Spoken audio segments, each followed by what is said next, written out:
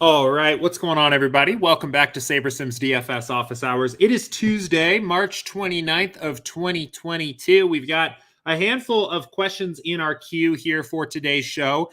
General kind of running theme through everything here of what I would say is kind of building your lineups for different contests together or separately, the pros and cons of doing that. How to do those things on kind of more of a tutorial level. And then also maybe what your build setting should be or why you would pick one of those methods over the other. Generally, it looks like we've got maybe actually here probably about a half dozen or so questions in total that are kind of related to the general theme. So we'll spend a little time there, but some other questions in our queue as well. Some related more to kind of some more theory of playing in a optimal versus exploitative strategy, which should be a fun conversation for us to talk about here a little bit. Some more late swap questions as well. So we'll get into everything today as we move along. As always, if you've got questions for me, Office Hours channel in Slack or YouTube chat. We'll answer questions in about chronological order. I like to start with Slack first. I'm sure if you guys have been watching the stream here for a little bit here, you'll know that I answer a lot of the questions that come in Slack first. That's the better spot to ask your questions, especially if you want them answered earlier in the stream. YouTube chat is fine. I always keep an eye on YouTube chat. But if you're not already in our Slack community, take the opportunity to join up. Join our community. There's awesome conversation there going on every day. A lot of times there's some follow-up conversation that happens after this stream as well. So definitely recommend taking advantage of that. There's a link to join the Slack community in the description of every past Office Hours video. So definitely join up there if you haven't already. Before we get into the first question, one more bit of housekeeping here. I teased it yesterday on stream. Thursday and Friday this week, we'll be doing some baseball content. We've got opening day next Thursday. We're going to have a series of streams and videos coming out as we lead up to opening day. Thursday, I'll be having Matt on, and we'll be doing kind of a stream about higher level overall baseball DFS strategy. What does it take to beat baseball DFS? What are the core strategies and fundamentals that you need to know to be successful in this sport? Friday, I'll be probably having Matt back on, maybe joined with Will or potentially Eric or some of the other guys from the model scheme to talk more about our baseball sims. What goes into our model? What goes into our simulator? How did we build a baseball simulator and what the advantages of using sims are? So two streams kind of back to back, one a little more higher level, one more focused on the sims. If you have questions just about baseball DFS kicking off here in the next week, fire them away at me in the Office Hours channel in Slack. I will go ahead and make sure that all of our questions are getting answered in those two streams independently, and we will go from there. So stay tuned for that. I'm super excited, very excited for baseball. I know FanDuel posted their opening day slate, which is every game that day. So if you haven't checked the schedule yet, baseball opening day on next Thursday starts like 1 p.m. Eastern, and the last game, the West Coast game that night, I think starts at like 10 p.m. Eastern. So it's like an 9-hour slate of games, and FanDuel put everything together into one slate, which I think is actually probably my preferred approach. I'm not entirely sure. There wasn't really a clean other part of the day to break the slates up into, and small slate baseball is always a little hairy. So for FanDuel, at the very least, we've got a 7-day opening day main slate, which will be cool. I'll be interested to see what DraftKings does in response. I do think there's an argument to be made that having like an early slate and a main slate, both kind of split up into different slates, might be an interesting idea. So anyway, we'll see how that all goes. But talking baseball on stream Thursday and Friday of this week. So anyway, without much further ado, let's go ahead and get ourselves going on today's stream. So again, I've got a lot of different questions here that are kind of similar to one another. So we may kind of bounce around. We may have a couple questions get answered, I guess, kind of twice, or maybe at least we'll be able to reinforce some of our answers. So what we'll do, I'm just going to go in kind of rough order here, and we will start. This was a question from Michael that came in via our support email. And he said, when running a 150 lineup GPP build, how many lineups should I have the sim create? The default is 500, but I've heard 1,500 mentioned on some of the videos. Do you recommend a specific amount? I imagine the more builds, like 1,500, the thinner the lineups become. So yeah, good question. So you will see that for all different contests here, when you come in here, pool size stays at 500. The maximum number that you can make this is 1,500. You can build up to 1,500 lineups at once. We set it at 500 because we have found that generally provides most users with enough lineups in their pool to get what they need done in their lineups, right? Based on the number of exposure adjustments or things like that, combined with how much time it takes to build additional lineups, that 500 is a nice middle number. My rule, very simple, is I don't want pool size to be any less than 10 times the total number of lineups I need. So if I'm playing anywhere from 1 to 50 lineups, I'm pretty comfortable with this being around 500. But once I'm playing more than 50, I will increase this. And rather than doing the mental math in my head and saying like, okay, I'm playing 75 lineups, so I need this to play 750. Most of the time, I'll just increase this to 1,500 once I'm playing more than like 50 or 60-ish lineups. I think that's a pretty good rule of thumb, mostly just because it'll give you a little bit of extra lineups in your pool. It'll make your pool a little bit more flexible to exposure changes and things like that without having to go back and build more lineups. If you are playing less than 50, 60, even probably up to 100 lineups, you probably don't really need to worry about it.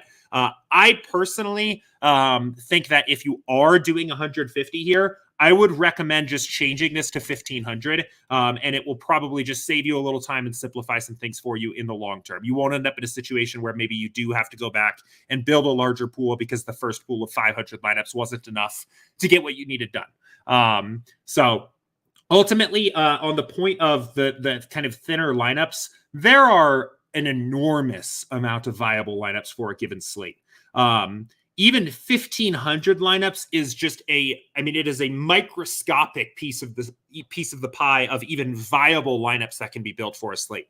So I wouldn't worry about building 1,500 for virtually any slate, really, even showdowns, and being worried that some of those lineups are no longer viable.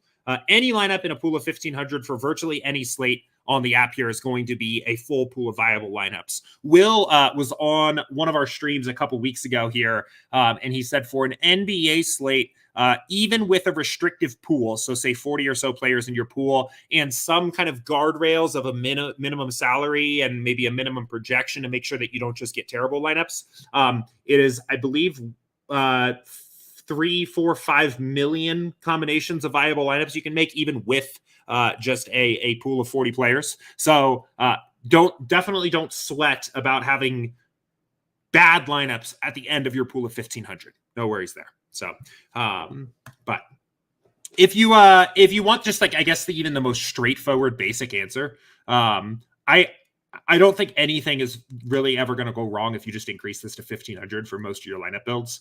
It's probably overkill most of the time. You probably don't need that many, but you're never going to go wrong with increasing your pool size up. So, but good question. Let's keep it going here.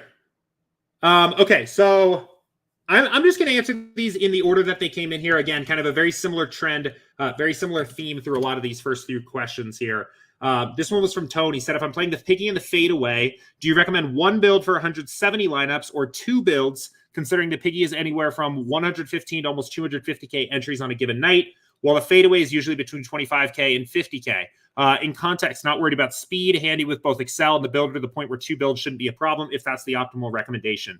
Yeah, I play both of these most nights, but for that exact reason, just because the piggy is just this kind of, it's a bit of an anomaly and it's a massive contest, like generally about 250,000 lineups. The fadeaway is a lot smaller. They're both very small stakes contests. I just build 150 and I use a rank fill is basically what I do.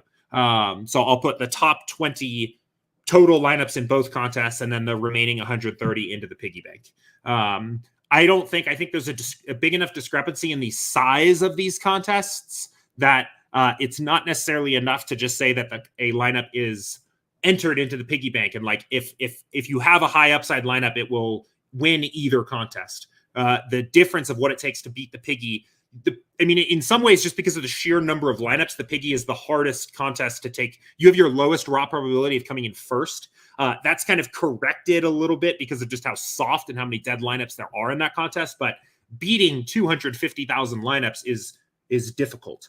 It takes very close sometimes to the optimal to beat that contest, to literally come in first place. So what I do is I play both of them because they're both soft contests. I think there's a lot of dead money in those contests. But what I rank fill them is how I do it. I don't want lineups. I don't want there to be lineups that are in the fadeaway that aren't in the piggy. And I don't want there to be, I want my top 20 lineups in both contests. So that's how I've been handling that. And then what I'll do is alongside that, I'll take all of my other lineups that I'm playing on FanDuel and typically use unique lineups from my pool of 150 in those. So all of my single entries, my 3 maxes, I have typically been playing the 222 as well. And I'll add up all of those lineups and say maybe there's 30 additional lineups, and I'll just allow those to be a random set of 30 lineups from my full pool of 150. Because those ones are a little bit higher stakes. Those contests are a little bit more, I don't know, desirable to win. A little bit more of like my main stakes lineups. So, but I wouldn't say, just to be totally clear either, I wouldn't say that one thing is the wrong answer here. If you told me you wanted 170 unique lineups and you were going to fill them equally into the piggy and fadeaway, I don't have any problem with that. Basically, I think you're just exposing yourself slightly to a situation where maybe your lineups end up in your lineups are not like optimized. You could have a lineup that ends up in the piggy that was maybe your 21st best lineup or something like that. That would have taken down the fadeaway just because of that discrepancy in contest sizing. You'll smooth out your variance a little bit by playing them together, but at this stakes, I've just always rank filled these contests. So anyway, let's keep it going here. So then kind of a good follow-up here. This is from Rogue 3. It's almost like you guys kind of planned this here. All of these questions are so well in the same theme as one another. So Rogue says, adding on to above, when you're picking the slider settings for a build, should your entrance be set to the effective entrance or the actual contest limit? So this number here for your sliders is the actual contest limit, not the effective entrance. So I know a bit of a popular question here. I know maybe this is a little bit confusing. I actually think entrance is probably not actually literally the correct term. Maybe should be, I don't know, entries. I think entries in contest or something like that maybe is a little more clear, because entrance is not really correct. But this is what we intend by this column is the total number of lineups in the contest. So for the mini max, for example, I think it has 36,000 entries tonight in it. That would be a 150 max, a 10 to 50K. If you were playing a 5,000 total lineup single entry contest, well, that's not a good example because single entries, there's no difference. But if you were playing the SWAT on FanDuel, right? I think tonight that is a 3 max that is actually 10 to 50K. There's 20,000 entries in the SWAT tonight. So you would do something like this. So this is the total number of lineups in the contest. Okay, and then Michael asks a question here and said, when doing a large field GPP, a 150 max over 100,000 entries, what do you recommend setting the max exposure of all players to in step 2? Thanks. Good question. So I wouldn't recommend, at least initially, having kind of a general rule of thumb of what this number is going to be. In other words, most of the time I want this to be 100 for my slates here, because I don't want to restrict this, right? Restricting this loses a lot of slate context. There are going to be, you could have a rule where you say I never exceed 70% maximum exposure, but what if you had a slate where the elite value play was 11x at his mean projection, right? Very likely that it is optimal to just lock that player into 100% of your lineups. What I like about SaberSim broadly is that you don't need rules of thumb like this. You can kind of at least use SaberSim as a bit of an advisor to help you along and understand what that particular slate looks like. With all of that said, on a traditional NBA slate, if you are using 150 max sliders and you are talking about an enormous contest of 50K plus, right, you are almost always going to see that the sim variance slider is pretty high, probably depending on the size of the slate, 7, 8, 9, 10, and you're likely going to end up with a very diverse pool anyway. So let's run a build here and just see what our pool of 150 looks like. And I'm interested to see what our highest exposed player is.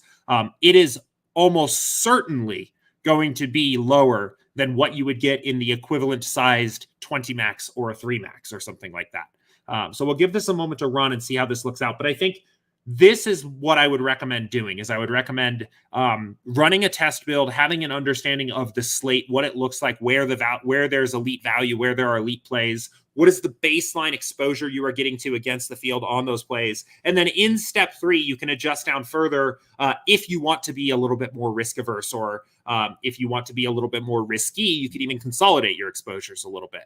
But we'll give this a moment to run here. I bumped this up to 1,500 just because we're building this for a 150 max, and we'll see what we get. But I think at least at the time, right before I started the stream, it doesn't look like there's a ton of value on tonight's slate. A couple 6x projected guys, so I expect we'll get pretty flat exposures here. But we'll see how it works out.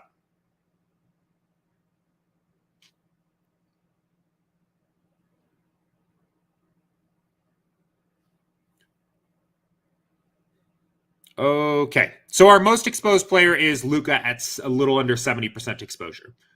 It's entirely possible that you are just happy with this, right? We ran a test build. We wanted maybe about 70%. We're good to go.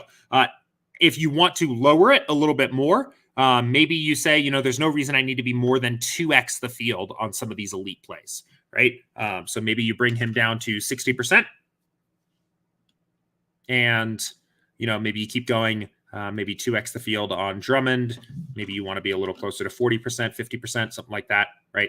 Making adjustments here in step 3 based on your personal risk tolerance for the slate. But again, I would be a little cautious of creating a general rule of thumb for yourself for what you're always going to set this to.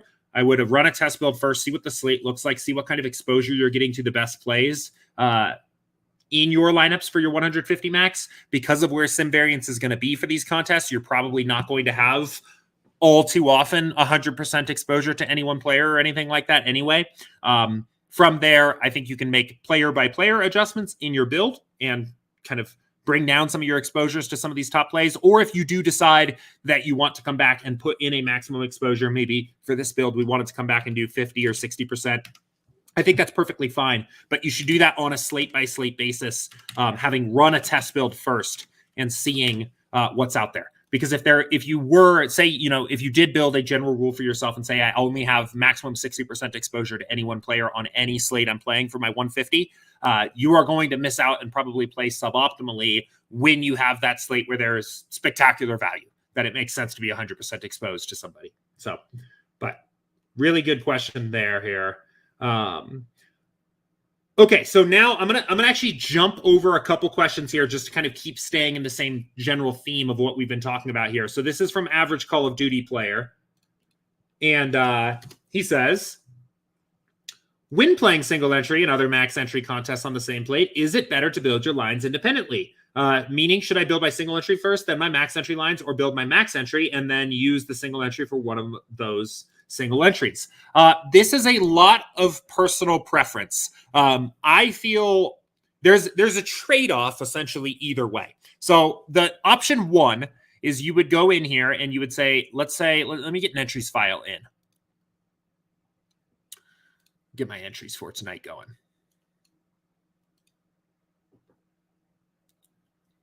Okay, so I have tonight a handful of 20 maxes, some single entries, 60 entries into a 150 max. Overall, a variety of different contest types, right? Option 1 for me here would be to group these together and basically say any lineups that have the same defaults, right, will be grouped together. So what that would probably look like in practice is I would have like a 60 lineup build for my 20 maxes. I would have 1, 2, 3, 4, a 5 lineup build for my single entries that looked something like this, right? And then I would have a 150 max build that looked something like this for my mini max, right?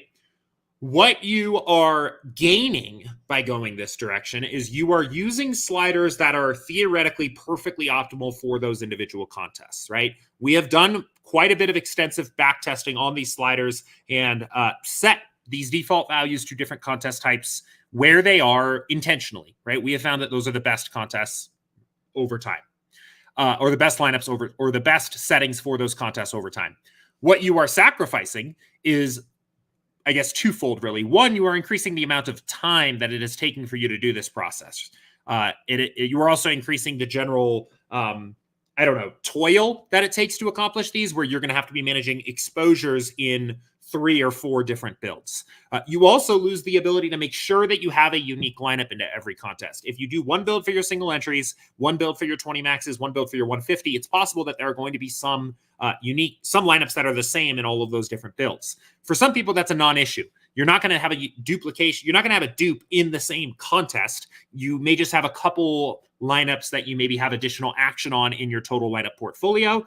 And for some people, that's not a big deal at all. For others, especially if you're interested in spreading out your variance as much as possible, that might be a bigger deal. The flip side, the other option here is you would add up, some combination, maybe all of your lineups together, or some combination of lineups together, and build all of those together. So in this case, I have 125 total entries. So one option here would be you build something like this, right? Well, then the question is, what sliders do you use for that? Typically, what I recommend, or what I do, is I will take some kind of midpoint sliders to use for everything. So if I'm playing a couple single entries, a couple 20 maxes, 60, 150 max lineups, I'll use something. A lot of times I like to use the 20 max 10 to 50K as just a general baseline. Now, it's very obvious what you are giving up when you do that. You are allowing a situation where your lineups that are built for the single entry contests are not theoretically built at the optimal settings for that contest. The only lineups that actually theoretically are built at the optimal settings are for the 20 max here. What you are gaining in this case is the opposite of the alternative, right? You are gaining the ability to, one, guarantee that you have a unique lineup in every contest, and you are reducing the amount of time it takes to manage all of this stuff pretty significantly. You have one build from which you're managing your exposures and your lineup sets and things like that. I don't think there is necessarily a single right answer. There is not a right way to do this and a wrong way to do this, but I would say that the best practice is to build all of your lineups for all of the contests you are playing that night in a single build, using a kind of midpoint set of sliders and making sure that you're getting a unique lineup into every single contest. That is not going to be the right answer for everybody, but if you are otherwise unsure of how to proceed, that's what we recommend. The reason for that is that ultimately the difference between the slider values for these different contests is not going to have a significant impact on your expected value, right? Overall, it's not going to. There are not many lineups, I would say, for most sports where a lineup is profitable in a single entry and massively unprofitable in a 150 max, right? That line is going to be a little bit closer. Obviously, in a bigger contest, maybe you want a little bit more variance, a little more. Actually, let me actually put it this way. That is better said saying it is going to be a rare situation where there is a lineup that is profitable in a 150 max that isn't in the single entry. That lineup may have a little bit of a lower raw probability of success in the single entry. It may be a little over leveraged, but it's probably not an unprofitable lineup to be played in there. And if you have managed a lot of different builds and a lot of different lineup sets, especially in a sport like NBA, where you have to update everything when news breaks, you will quickly realize that is pretty painful to manage, and that it's a lot easier to just have everything all in one place, considering that you're giving up very little to do it. So wrapping up here and kind of coming back to the actual question here. Who asked this? This is Call of Duty player. What I would do is I would take the total number of lineups that you have, right? However many entries you have, and build that number of lineups all in one build using a midpoint slider set and fill using a unique in each contest is what I would do. So, but that brings me here to Mark's question, which again is just a perfect segue here. And Mark said, let's say I do a 20 max, 2 single entries, and a 3 max. I want to create individual corresponding builds in the lineup builder. Do I, for example, run a 20 max, fill those, run the single entry and fill those, and then run the 3 max and fill those? I like the field sizes to match the lineup builder and not just build 26 lineups. I hope that makes sense. Thanks. So what Mark has decided to do here is build a separate build for every single kind of contest type he's playing. And again, there is nothing wrong with that. So let's do a quick demo here now, I guess, of more how to do each of these options. So since I didn't really take it all the way to completion, let's do the 125 lineups first. So assume I have 125 lineups, 125 entries. I want a unique lineup in each. I'm going to pick a set of sliders that I think I'm kind of corresponds roughly with that midpoint value. And I'm going to build these. We'll give this a moment to build here, and then I'll show you how to fill these into the entry editor and get them uploaded. We'll do that first, and then we'll come back to the actual specific example Mark's referring to where we're using different builds for each. So we've got 125 lineups. We'll go back to the entries here. And if you're taking this approach, basically you'll just want to use a unique fill method. There's two of them. You have the unique rank, which is going to put your first overall Saber score lineup in the first entries, the first entry top to bottom here, and then the next one, and then the next one, and then the next one, putting a unique lineup into each contest. In this particular example, I'm just going to use unique random, right? A random lineup from my set of 125 is going to go into each entry, and we are good to go. Everything's filled. We can click download all entries, download and upload, and go on our way. So the other option here is building all of these in separate builds, right? And making sure that we are totally optimized for the right settings. So let's do that here. So let's do our single entries first. So we have 5 single entry contests. I know all of these contests are between 1,000 to 10,000 entrants. And we're going to build 5. And we have single entry, 1,000 to 10,000. So I'll build these. We'll give these just a moment to build here as well. I'll get a chance to catch my breath.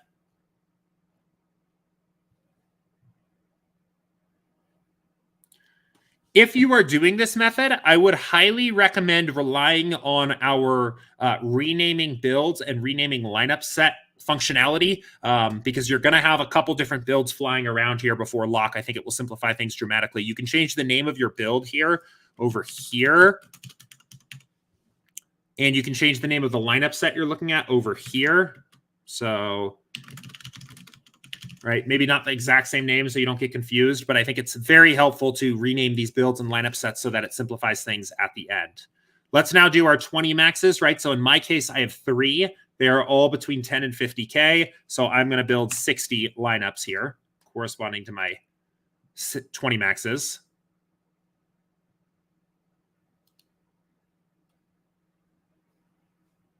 I know this is a lot of watching the builder just build random lineups, but I think it will be helpful to just show this end to end.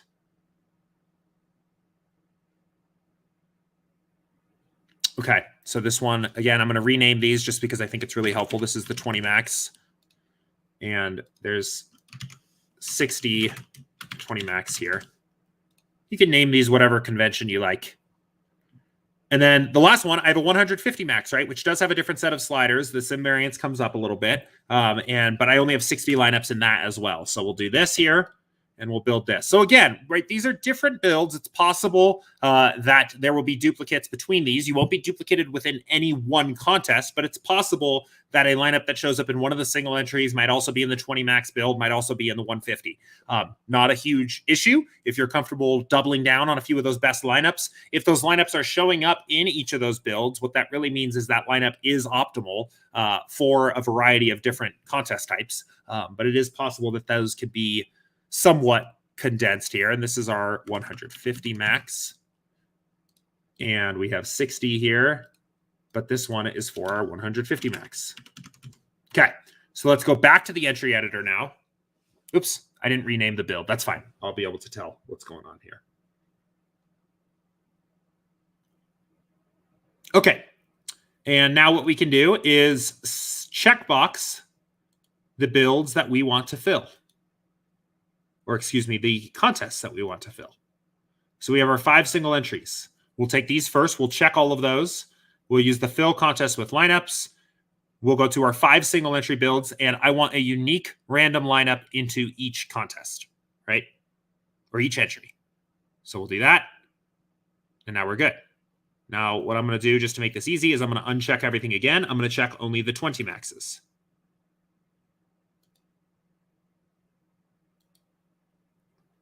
Okay, so now we've got these. And I'm going to go here and pick from the 20 max build. You can kind of see what I mean about how this can get confusing quickly. So it's nice to rename these so they're clear. This is my 60 for my 20 max, unique random. Good to go. And then the last one here is the mini max. And I'll go ahead, and this is just the 6150 max. So we'll go ahead. It doesn't really matter what the fill method here is because it's just one contest, but we'll do it like that. And we actually could download this here now and see there are. So actually what ended up happening here is that there are 125 unique lineups in between all of these. So we don't have any lineup that's repeated between any of them. So, but it is possible that there could be lineups that are repeated in between them. So a couple questions that have come up here. I see them in YouTube chat, so we'll hit these real quick. Rogue said, simple question. Is there any reason not to use the drop-down menu on the entries tab and just select your build/fill type from the table rather than using the button? No. There's no...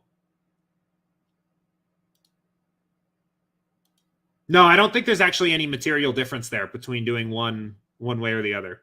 I've just gotten in the habit of using the button. I guess it might be actually a little bit easier to just do it this way.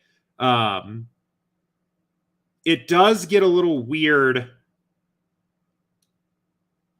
No, okay. So, okay, I would stick to the button now that I'm thinking about this. And the reason why is because it's going to get kind of weird if you have a build that is intended for more than one contest, right? Like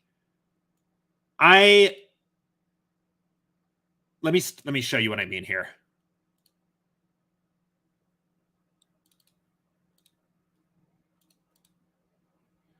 And I might be wrong about this, but so that 60 lineup build that we have, for example, for the 20 maxes, if we just went in here and just said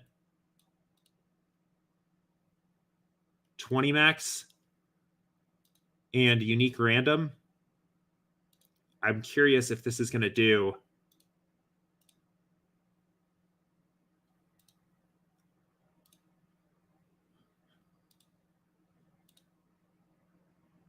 Let's try this.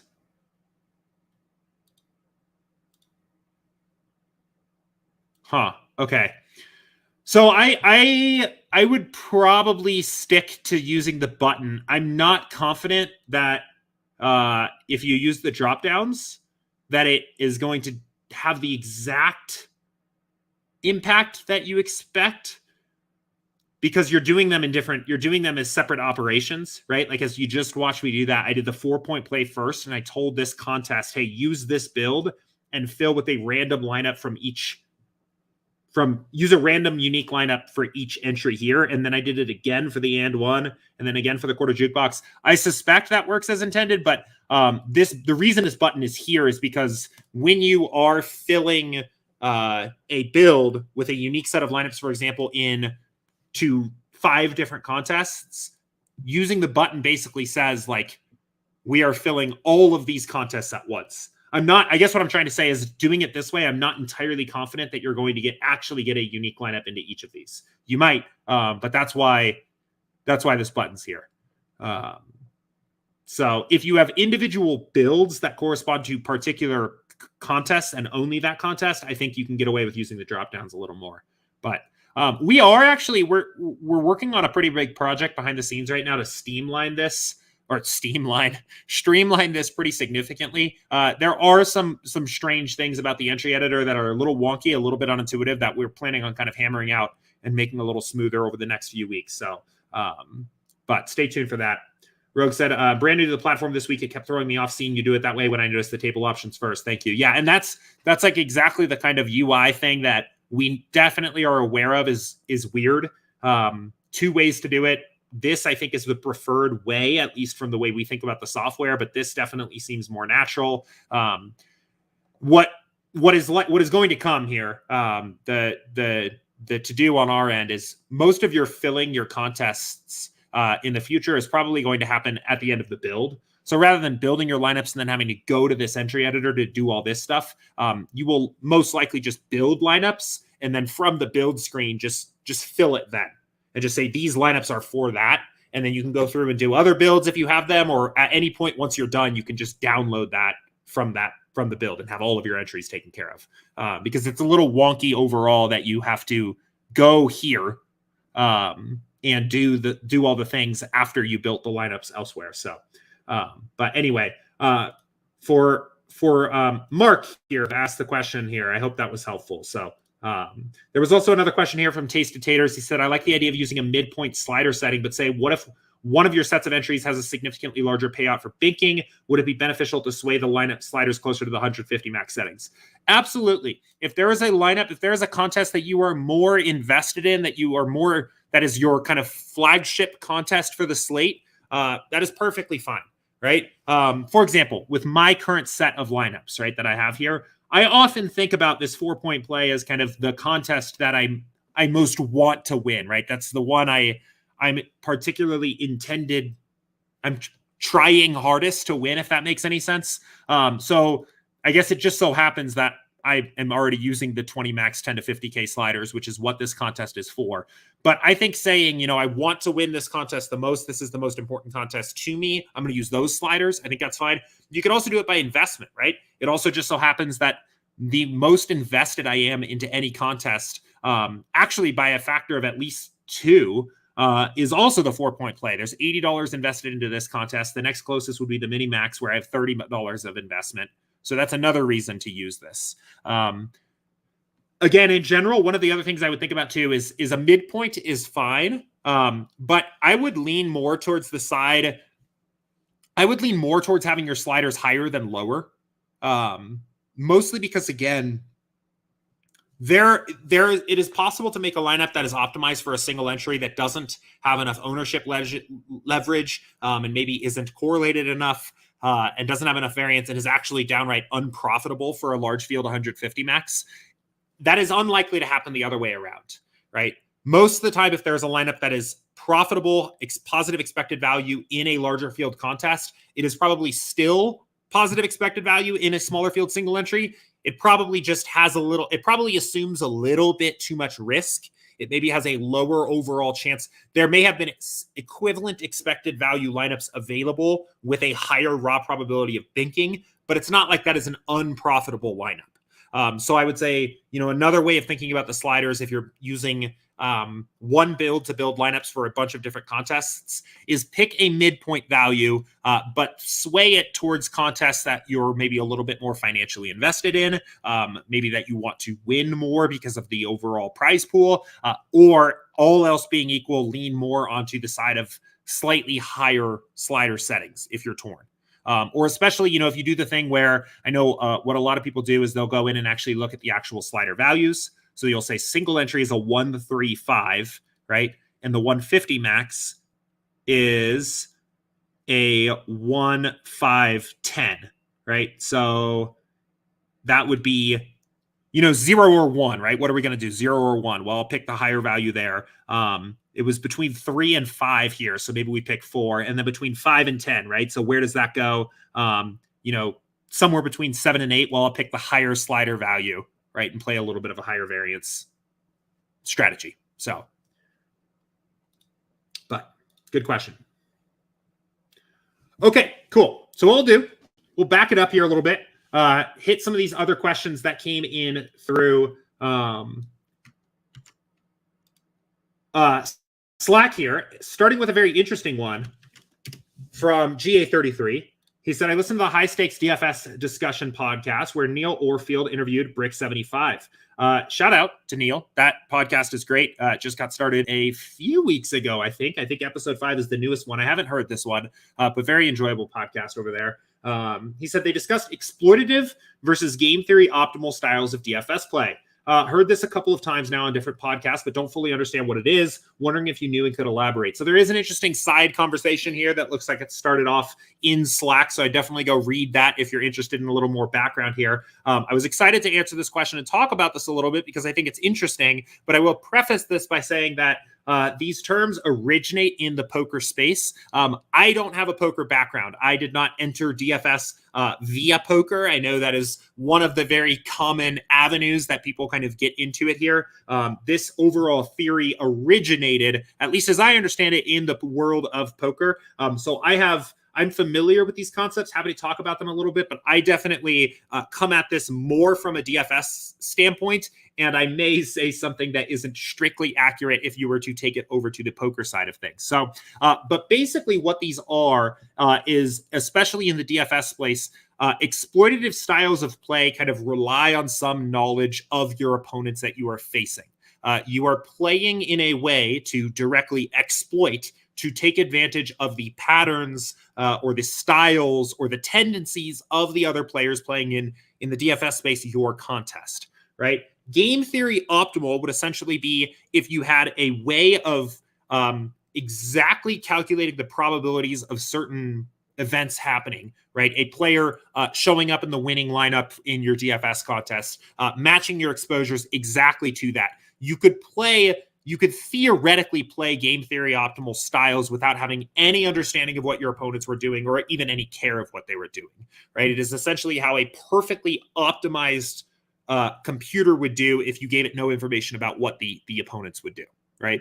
A lot of this ultimately is going to come down to ownership, right? When you are leveraging against ownership, you are essentially trying to exploit a field.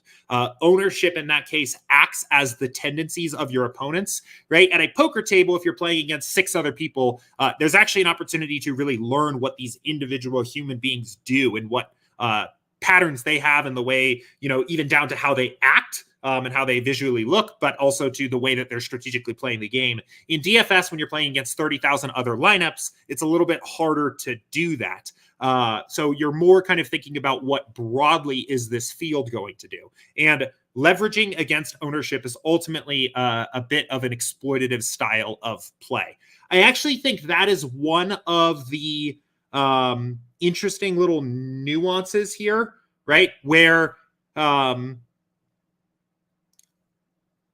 I think there's an argument to be made that actually ownership is somewhat especially in a large field game where you're not playing against a small set of players and you can actually pretty easily project ownership. I think there's actually an argument to be made that isn't as exploitative as it seems, that the ownership projections of a slate may actually be a little bit more table stakes of that game. And that is a part of game theory optimal strategy in DFS naturally incorporates ownership, and that true exploitative styles of play would be, for example, playing a smaller field tournament with a greater understanding of the individual people that are playing and entered that contest and what their tendencies are. For example, if you were, there are many DFS players that have made a living really on capitalizing off of live qualifier contests and then live events and playing in a very exploitative style, because in that case you were playing against a pretty condensed and pretty consistent group of players, right? You were playing against probably skilled players that are skilled enough to at least get a live final ticket. And you can very easily understand where ownership is likely to go and where it is likely to condense, and even where the ownership fade pivots are likely to go. In that particular case, you can really exploit your opponents because it's much easier to know exactly what they're going to do. But this is a little bit of a tangent here. I think overall that's what exploitative and the game theory optimal strategies are as it relates to DFS. There's not really, I think, in DFS one that you can say is better than the other. On the game theory optimal side, right? I think one of the biggest issues with thinking or saying that you're playing a perfectly game theory optimal strategy, right? You are not. I guess one of the things I didn't mention, in theory, if you were playing perfectly game theory optimal, you cannot be exploited, right? Even if somebody else was trying to exploit you at the table, your decisions there's not an exploitable weakness in them. The issue with GTO strategies in DFS is that that's not actually truly possible, right? You at least, I would say for most people, it is difficult to know exactly what a truly game theory optimal strategy is in a game like DFS where there are so many independent and moving variables, right? I mean, even by the factor that you are playing against other opponents whose decisions are somewhat obscured from you until lock, and even further until the last game on the slate locks, right? It is actually very difficult to know that what you are doing is perfectly optimal. If somebody could, all efforts to play in an optimal strategy are in some ways assumptions or approximations or generalizations that are used in your process to get there, to approximate it. In theory, an extremely skilled exploitative player with a knowledge of what you are doing to approximate game theory optimal strategy could still then exploit you. And a really sharp exploitative style of play is generally long-term going to beat a sub-optimal style of play. With that said, an exploitative style rests on the ability to accurately know what your opponents are going to do. You can actually make your lineups even worse than they would have been if they were optimal by exploiting poorly or making an assumption that the field was going to do something, right? And they did something else. You could intentionally try to be half of the field on a very well projected player who you expected the field to own too much. And when the cards all get flipped over and the slate locks, you realize that the field ignored that player, and you are now, for no reason, half of the field on, or half of the, you have your exposure to a player is half of what that player's percent chance of being in the winning lineup is, when ownership on that player is just purely efficient, right? The field didn't overown that player. And I think there's an interesting dynamic when you're playing an exploitative style in DFS. That's twofold, really. One, as contests get bigger, right? There's more diversity. There's more lineups in contests. It gets a little bit harder to exploit because, one, it's the ownership spreads out, right? Your ownership edges on individual lineups spreads out a little bit, but it also gets a little bit more random. And I think there's an interesting paradox here, I guess, of rationality creates predictability. In other words, if you were playing against a very rational field, you would know what they are more likely to do because those players are going to play sharper. They are going to roster more of the best plays on a slate, but they are also playing closer to optimal, and they become harder to exploit because a perfectly optimal player would be unexploitable. Whereas if you have low stakes, for example, right, even maybe, imagine you were playing a very low stakes, even just a 50-person field, which would theoretically be pretty exploitable, right? You know that those lower stakes players, those less skilled players, are going to make mistakes that are exploitable, but because they are irrational, they are less predictable, and it's very hard to know exactly what mistakes they're going to make. They are further away from optimal and therefore theoretically more exploitable, but they are harder to exploit because you don't know in what way exactly to exploit their mistakes. So you have an interesting, I actually think ultimately when you get down to it, the most exploitable contests are actually higher stakes, smaller field contests where your theoretical edge is smaller and these sharp players leave less exploitability in their strategy, but because they are predictable, you can push a small edge a little bit harder. I don't know. I've always found that a little bit interesting in my actual process, the way I kind of approach these things. Most of the time, for a given mix of contests that resembles something like this, right? This is mostly low stakes. I think there's maybe an argument to be made that a contest like the 4-point play is kind of getting more to the medium stakes-ish range, right? And this is kind of where I sit most of the time. For contests like these, I am not as concerned at trying to directly exploit any one inefficiency because I don't really know what it's going to be. Right. I know even on a 5-game slate tonight like this at stakes where most of these are under $3 and a lot of the skilled players in the lobby don't even have access to these. I know there are going to be mistakes made on ownership, but I don't know exactly what it's going to be. So I'm going to try to play generally pretty close to optimal and just let it work out. Right. And just assume that I'm going to get an edge somewhere in the slate, but I don't know exactly where it's going to be. I would probably be a little bit more intentional with my stands and my adjustments and how I was actually leveraging against ownership if I was playing at higher stakes, especially smaller fields, because then I have an understanding of what those players are going to do because they're predictable, even though they are also more rational. So that doesn't mean I'm doing anything like turning my ownership fade slider down. And I do think that's where it gets kind of interesting, where to some extent, and this is what Shady was talking about in Slacks, to some extent, your ownership fade slider is a measure of your exploitative strategy. But in another, I do think some basic ownership projections for a large field multi-entry contest are somewhat table stakes, that are just like the rules of the road for that particular event. It's almost just another input to the system. You're not really exploiting somebody making an individual decision. And this is where I'm going to butt up against my lack of deep knowledge about where these concepts come from the poker background, because I think this is a little bit just more how I think about it from a DFS application. That the one other way I'll kind of explain this, and then we'll move on, is that you can't assess the expected value of any lineup without knowing what the other players in the contest are doing, right? You can't, because the other lineups in your contest take up equity, right? That doesn't mean making a decision based on what other people in the contest are going to do is always inherently exploitative, at least the way I think about it here, right? You have to have that knowledge to make a determination of what is actually optimal. So these two concepts, I think, are a little bit more tied together in DFS than they are in the world of poker, for example. Yeah,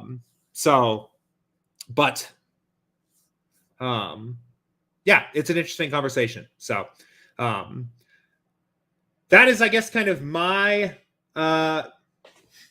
take on it all. I certainly hope there are no poker experts listening along here, thinking that I don't know what I'm talking about, because again, here I've listened to some of this stuff and applied some of these concepts to the way that I think about DFS, but they originate in poker, and that's kind of my understanding of how they apply here.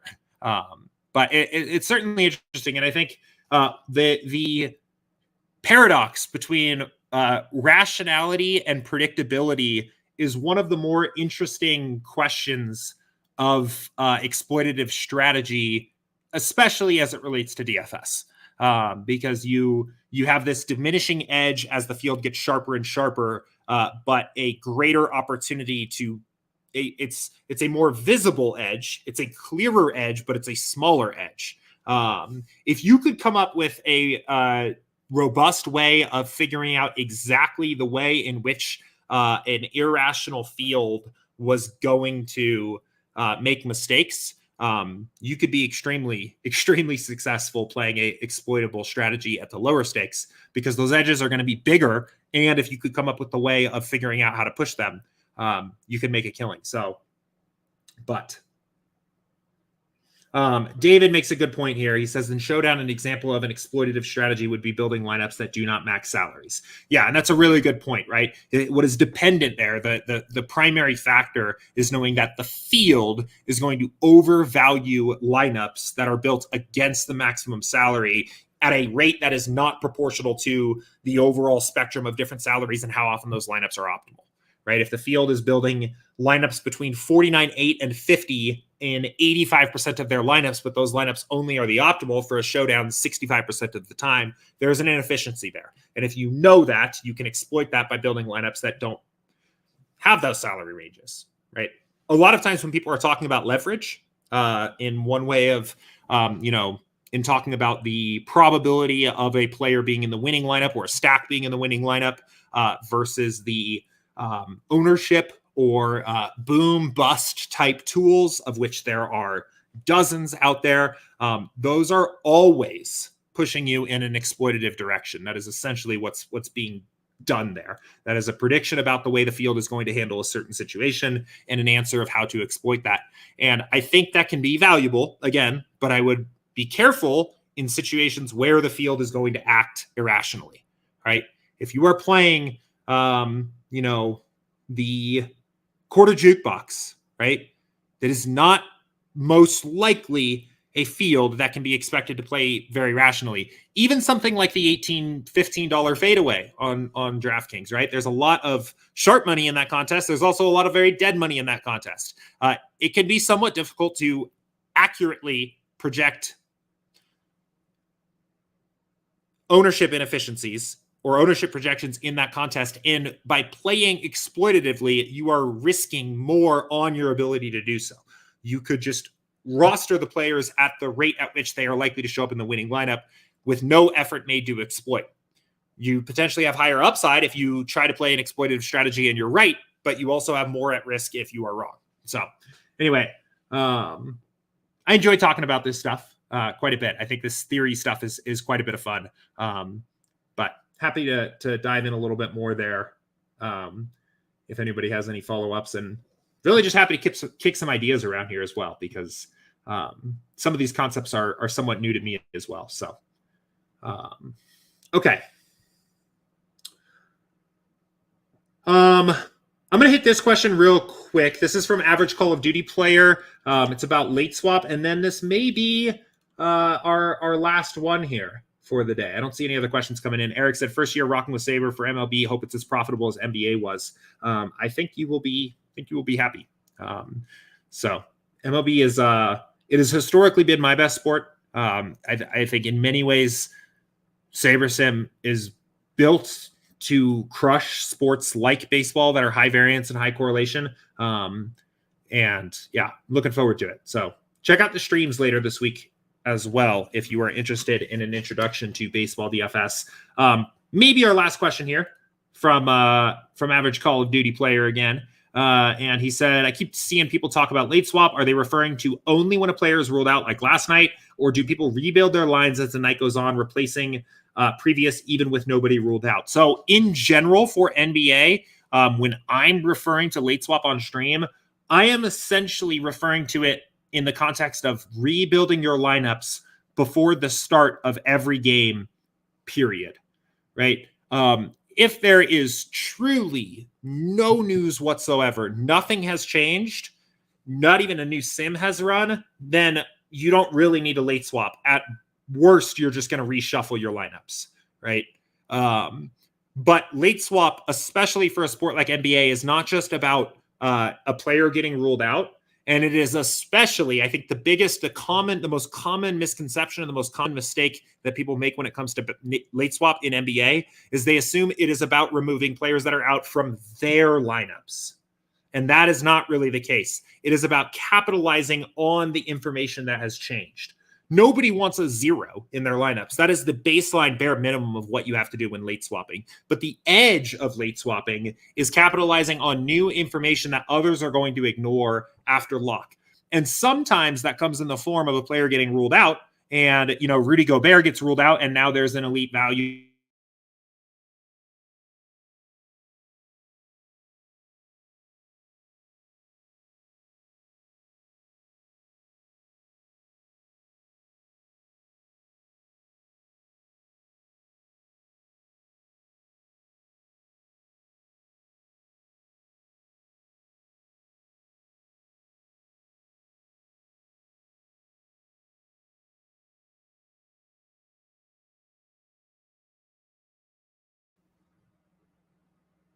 All right, we're back.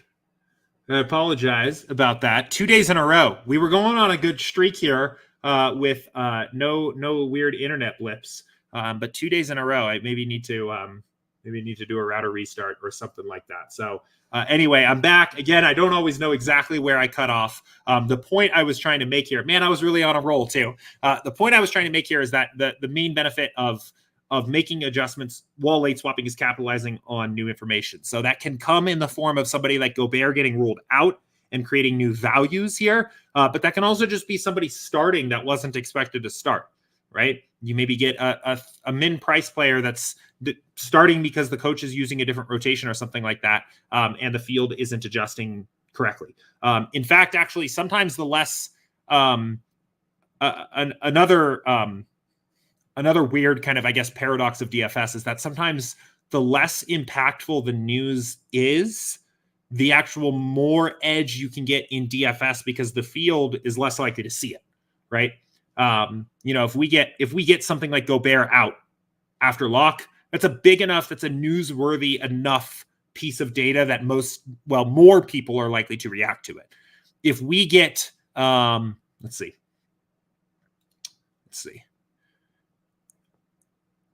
If we get something weird like Patty Mills starting, right? That is probably something that the sharper players are still going to pick up on, but a lot of people are not even going to notice that as long as there's no other news breaking alongside that, right? As long as there's no other kind of piece of information that's going on there, even though that could also have a big impact. So late swap, as it is referred to on this stream and in our content, is updating to changing information throughout the slate. It is not exclusively about just removing players that are out from your lineups. So Chris says, most of the time I'm using late swap because players are getting ruled out after games have locked. Yeah, and I think that's like a very good broad definition, but especially in NBA, it can also be things more like just a player starting that wasn't expected to start. And the reason why, I guess, let's take one step back here. The reason why this is important is because since basketball is not a very event-based sport, one of the things that is the most predictive of success in NBA DFS is just being on the court, right? You can't do anything. You can't go out there on one play and score 100% of your mean projection all in one play in a sport like basketball, like you can in baseball, for example.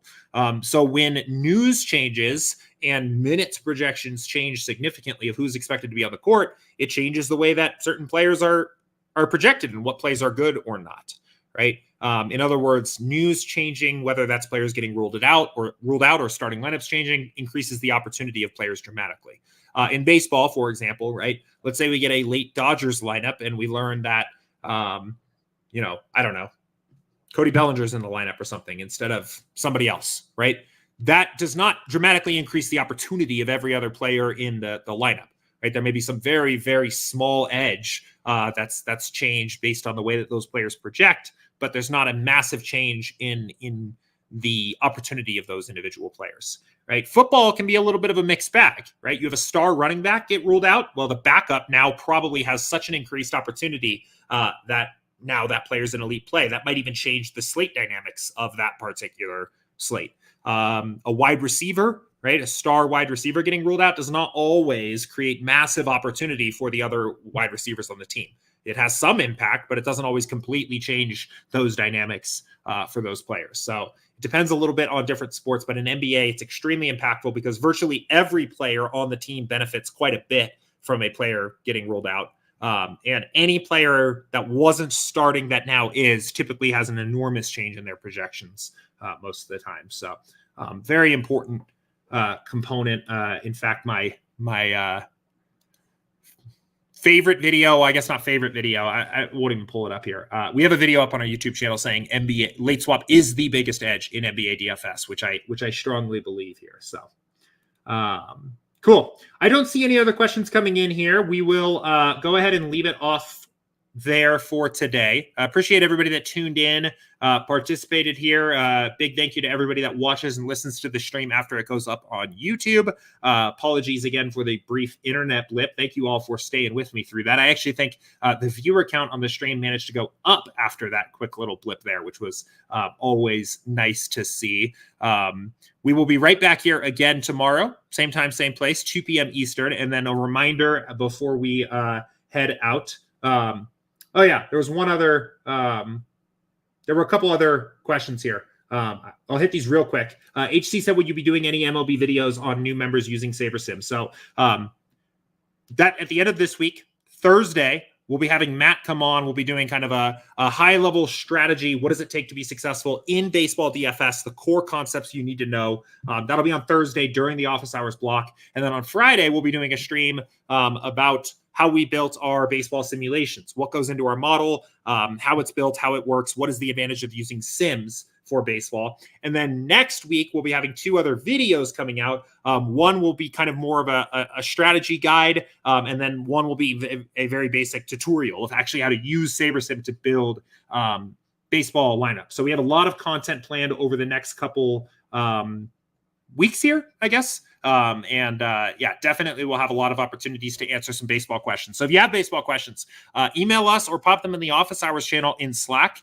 and I will make sure that they get answered by our experts here over the next couple weeks. Last question here. Rogue said, will SaberSim ever support the FanDuel 3-man challenge contest type?